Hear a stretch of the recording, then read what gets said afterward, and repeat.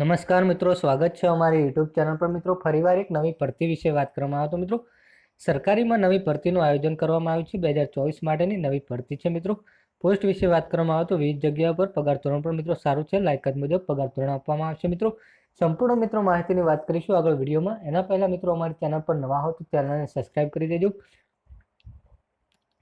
કારણ કે મિત્રો આવનારી સરકારી ભરતી, સરકારી યોજના કે સરકારી ભરતીની માહિતીની અપડેટ સૌપ્રથમ તમારા મોબાઈલના નોટિફિકેશન પર જણાવવામાં આવશે। તો મિત્રો સરકારી ભરતી અંગેની સંપૂર્ણ વિગતવાર માહિતી જોઈએ આગળ વિડીયોમાં।